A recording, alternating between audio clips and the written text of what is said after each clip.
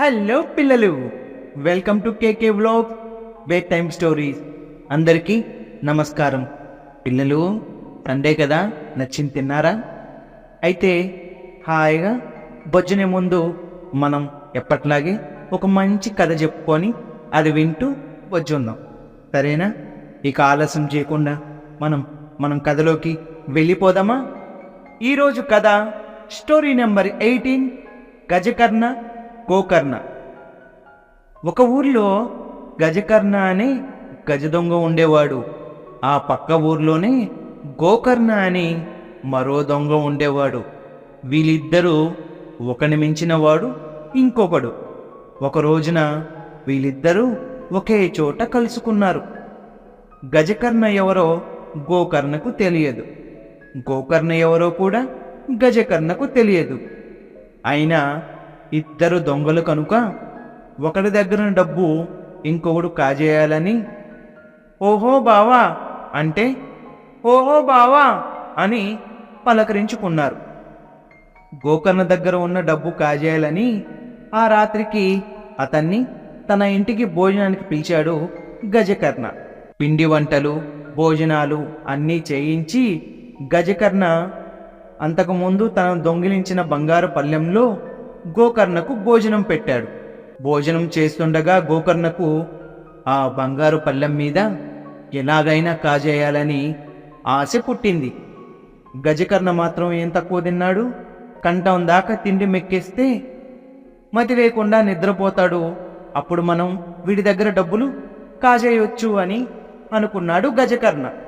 గోకర్ణ భోజనం చేశాక దొంగ నిద్రపోతూ పడుకున్నాడు. ఇదే సందుగాదా అని గజకర్ణ లేచి వచ్చి గోకర్ణ మొల చుట్టూ తడిమి చూశాడు డబ్బు సంచి కోసం. కానీ పాపం ఏమీ కనిపించలేదు. చేసేదేమి లేక పోయి పడుకున్నాడు. దొంగ నిద్రపోతున్న గోకర్ణ గజకర్ణ నిద్రపోగానే పెట్టెతాళం ఓడగొట్టి బంగారు పళ్ళెం తెచ్చి తల కింద దాచుకొని పడుకున్నాడు. కొంతసేపటికి గజకర్ణకు మెలకు వచ్చింది. తను పెట్టె వంక చూశాడు. తాళం ఊడగొట్టి ఉంది. గుట్టు చప్పుడు కాకుండా గోకర్ణ పక్కంతా వెతికాడు. చివరికి తల కింద కనిపించింది బంగారు పళ్ళెం. మెల్లగా ఆ పళ్ళెన్ని తీసి పళ్ళెం నిండా నీళ్లు పోసి ఆ పళ్ళెం ఉట్టి మీద పెట్టి ఉట్టి కింద తను మంచం వేసుకుని పడుకున్నాడు. పళ్ళెం కదిలిస్తే నీళ్లు మెదలుతాయి కదా అని అప్పుడు నాకు మెలకు వస్తుంది కదా అనుకున్నాడు పాపం గజకర్ణ. ఇదంతా దొంగ నిద్రపోతున్న గోకర్ణ చూస్తూనే ఉన్నాడు.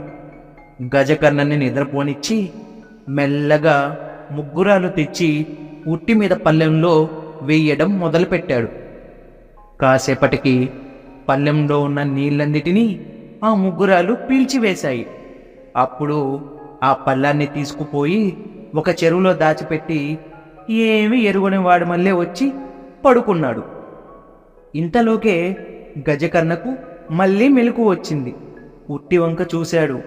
పాపం పళ్ళెం కనిపించలేదు. అయినా వీడేం తక్కువ తిన్నాడు గనుక గజకర్ణ దగ్గరికి పోయి కాళ్ళని పరీక్షగా చూశాడు. పాదాల మీద అక్కడక్కడ ఇసుక కనిపిస్తోంది. ఇంకేం, వీడు పళ్ళాన్ని ఎక్కడో చెరువులో దాచిపెట్టి ఉండాలి అనుకున్నవాడు బయలుదేరాడా?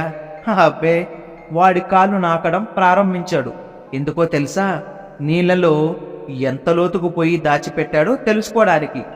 అలా కాళ్ళు నాకుతూ ఉంటే మోకాళ్ళ దాకా చెప్పగాను ఆ పైన ఉప్పగాను ఉంది కనుక తప్పకుండా మోకాళ్ళ లోతు నీళ్ళలోకి పోయి పళ్ళెం అక్కడ దాచిపెట్టి ఉంటాడు. ఆ ఊర్లో మోకాళ్ళ లోతు నీళ్లు ఉన్న చెరువు ఒక్కటే. అందుకని ఆ చెరువులోకి పోయి పళ్ళెం తీసుకొని గజకర్ణ ఇంటికి వస్తున్నాడు. ఈలోపుగా గోకర్ణ లేచి చూస్తే గజకర్ణ కనిపించలేదు. వీడు మనల్ని మించిన వాడురా బాబు, వీడితో పోటీకి పోవడం కంటే మంచి చేసుకొని భాగస్వామిగా చేర్చుకోవడం మంచిది అనుకున్నాడు గోకర్ణ. పళ్ళెం తీసుకొని గజకర్ణ ఇంటి గుమ్మం దగ్గరికి రాగానే గోకర్ణ ఎదురుగా పోయి, బావా, ఏమో అనుకున్నాను గాని నన్ను మించిన వాడివే నువ్వు. ఇక నుంచి మనమిద్దరం కలిసి వ్యాపారం సాగిద్దాం, మంచి లాభం కూడా వస్తుంది. వచ్చిన దాన్ని ఇద్దరం సమంగా పంచుకున్నాం అన్నాడు గోకర్ణ. ఇందుకు గజకర్ణ కూడా ఇష్టపడ్డాడు. మంచి రోజు చూసుకొని గజకర్ణ గోకర్ణులిద్దరూ దొంగతనానికి బయలుదేరారు. దారిలో గోకర్ణ గజకర్ణతో, ఓ బావా, మా ఊర్లో సుబ్బన్న శెట్టి చనిపోయాడట. వాడు మనకి 1000 రూపాయలు బాకీ ఉన్నాడని శెట్టి తమ్ముణ్ణి పెళ్ళాన్ని ఆ బాకీ తీర్చమని అడుగుదాం. వాళ్ళు రుజువు అడుగుతారు. అప్పుడు మనం ఏమి చెబుదాం అని అడిగాడు. అది కూడా నువ్వే చెప్పు బావా అన్నాడు గజకర్ణ. అయితే విను బావా, శెట్టిని దహనం చేసిన చోటనే ఒక గొయ్యి తీసి అందులో నిన్ను పూడ్చి పెడతాను. ఏం కంగారు పడకు, నీకు గాలాడేటట్టే బూడుస్తానులే. తర్వాత నేను వెళ్ళి శెట్టి పెళ్ళాం వాళ్ళని డబ్బులు అడుగుతాను. అప్పుడు వాళ్ళు నీకు బాకీ ఉన్నట్లు రుజువు లేనిది మేము ఎలా నమ్మం అని అంటారు. కావాల్సి వస్తే శెట్టి గారిని దహనం చేసిన చోటకు పోయి శెట్టిని పిలుస్తాను. శెట్టి పలికితేనే నాకు డబ్బులు ఇవ్వండి అని వాళ్ళని ఇక్కడికి తీసుకువస్తాను. తీసుకువచ్చి ఓ సుబ్బన్న శెట్టి అని పిలుస్తాను. నీవు గోతిలో నుంచి ఓ అని పలుకు. అప్పుడు నీవు నాకు 1000 రూపాయలు బాకీ ఉన్నావు కదా అని అడుగుతాను. అవును అని పలుకు. నిజమే కదా అనుకొని వాళ్ళు 1000 రూపాయలు ఇస్తారు. ఇద్దరు పంచుకుందాం అన్నాడు గోకర్ణ. సరే, బాగుందంటే బాగుంది అనుకొని తోడు దొంగలు ఇద్దరూ గజకర్ణని బూడ్చిపెట్టి గోకర్ణ శెట్టిగారింటికి వెళ్ళాడు. అనుకున్నట్లుగానే రుజువు లేనిదే బాకీ తీర్చలేమో అన్నారు శెట్టి పెళ్ళాం వాళ్ళు. సరేనని గోకర్ణ వాళ్ళని తీసుకొని గజకర్ణని బూచిపెట్టిన చోటుకొచ్చి ఓ సుబ్బన్న శెట్టి అని పలికాడు. ఓ అని పలికాడు గజకర్ణ గోతిలో నుంచి. సుబ్బన్న శెట్టి, నీవు నాకు 1000 రూపాయలు బాకీ ఉన్నావు కదా, అని తిరిగిచ్చేయి అని అడిగాడు గోకర్ణ. అవును, నేను చనిపోయాను కదా, మా వాళ్ళతో తీసుకో అని పలికాడు గోకర్ణ గోతిలో నుంచి. పాపం శెట్టి పెళ్ళాం వాళ్ళు నిజమేగా అనుకొని గోకర్ణ తీసుకెళ్లి 1000 రూపాయలు ఇచ్చి పంపించేశారు. గోకర్ణ తిరిగి వచ్చి గజకర్ణని బూచిపెట్టిన గోతి మీద ఒక పెద్ద బండరాయి పెట్టి 1000 రూపాయలు తీసుకొని మూడాయించాడు. బావా బావా అని కేకలు వేశాడు గోతిలో నుంచి గజకర్ణ. ఇంకెక్కడ బావా, అప్పుడే 1/2 మైలు దూరం వెళ్ళిపోయాడు. ఎలాగో తిప్పలు పడి గజకర్ణ ఇంకో కన్నం చేసుకొని కొంతసేపటికి గోతుల నుంచి బయటపడ్డాడు. గోకర్ణ చేసిన మోసానికి బదులు తీర్చుకోవాలని నిశ్చయించుకున్నాడు. శ్మశానం నుంచి ఊరు బయటికి పోయే దోవ ఒక్కటే ఉంది. ఆ త్రోవలోనే బయలుదేరి ఉంటాడు గజకర్ణ అని గోకర్ణ వెతుక్కుంటూ వెళ్ళాడు. 1000 రూపాయలు ఒక్కడే ఎలా మోస్తాడు? అందుకని గోకర్ణ ఒక పెద్ద ఎద్దును కొని దాని మీద రూపాయల మూట వేసుకొని పోతూ ఉన్నాడు. అంత దూరాన పోతూ ఉన్న గోకర్ణని గజకర్ణ దూరాన్నుంచి చూశాడు. పొలాల గుండా నక్కి నక్కిపోయి ఎలాగైతే గోకర్ణ కంటే ముందుగా చేరుకున్నాడు. గజకర్ణ దగ్గర ఎక్కడో కాజేసిన ఒక చక్కటి చొప్పుల జత కొత్తవి ఉన్నాయి. వాటిలో ఒక చొప్పుని గోకర్ణ వచ్చే దారిలో పడేసి మళ్ళీ పొదల్లో దాక్కుని చూస్తున్నాడు. కొంతసేపటికి గోకర్ణ వస్తూ ఆ చొప్పు చూశాడు. ఈ ఒంటి చొప్పు తీసుకెళ్ళి నేనేం చేసుకుంటాలే అనుకొని చొప్పు తీసుకోకుండానే వెళ్ళిపోతున్నాడు. పొలాల్లో నుంచి గజకర్ణ ఈ మాటలు విన్నాడు. మళ్ళీ అలాగే నక్కి నక్కి ఇంకొంచెం దూరం పోయి గోకర్ణ కంటే ముందే చేరి రెండో చెప్పు కూడా గోకర్ణ వచ్చే దారిలో పడేసి దాంకొని చూస్తున్నాడు. కొంతసేపటికి గోకర్ణ వస్తూ ఈ చొప్పు చూసి ఒంటి చొప్పు అనుకున్నాను, రెండోడు కూడా దొరికింది, పోయి మొదటి కూడా తెచ్చుకుంటాను అనుకొని ఎద్దును ఒక చెట్టు కట్టేసి మొదటి చెప్పు తెచ్చుకోవడానికి వెనక్కి వెళ్ళాడు.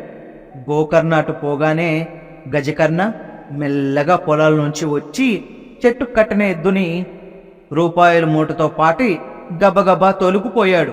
కొంత దూరం పోయిన తర్వాత ఎద్దును వదిలిపెట్టి రూపాయల మూటతో ఒక గడ్డి వాములో దాంకొని కూర్చున్నాడు. గోకర్ణ తిరిగి వచ్చి చూచుకుంటే పాపం ఎద్దు లేదు, రూపాయల మూట లేదు. తప్పకుండా ఇది మనవాడి పనే అయి ఉంటుంది అనుకొని ఆ దోవనే దిక్కులు చూసుకుంటూ వస్తున్నాడు. దోవలో గడ్డివాము కనిపించింది. గడ్డివాము తప్ప దాక్కోవడానికి ఇక్కడ ఇంకేమీ లేవు, తప్పకుండా ఇందులోనే ఉండాలి అనుకొని గడ్డివాములో నుంచి ఒక్కొక్క పరకను లాగడం మొదలుపెట్టాడు. చిక్కిపోయాన్రా బాబు అంటూ దానిలో నుంచి గజకర్ణ బయటపడ్డాడు. మన ఇద్దరి మధ్య పేచీలు దేనికి, ఈ రూపాయల్ని ఇద్దరం సమానంగా పంచుకుందాం అన్నాడు గోకర్ణ. సరేనంటే సరేననుకొని అలాగే పంచుకొని మళ్ళీ మామూలుగా ఇళ్ళకి చేరుకున్నారు. తోడు దొంగలు ఇద్దరు. పార్ట్ 2 మళ్ళీ ఇంకో కథలో చెప్పుకుందాం. సరేనా పిల్లలు? ఈరోజుకి ఇంతే. కథ అందరికీ నచ్చిందనుకుంటాను. ప్లీజ్ సబ్స్క్రైబ్ చేసుకోండి, ఒక చిన్న లైక్ చేయండి, మీకు నచ్చితే షేర్ చేయండి, మీ వాళ్ళందరికీ చెప్పండి మన ఛానల్ గురించి. ఎందుకంటే మనం చెప్పుకునే కథలన్నీ అందరి పిల్లల దగ్గరికి వెళ్ళి వాళ్ళు నిద్రించేటప్పుడు హాయిగా మన కథ వింటూ నిద్రపోవాలని కోరుకుంటూ, ఇక రేపు ఇంకో సరికొత్త కథతో మీ ముందుకు వస్తాను. టాటా.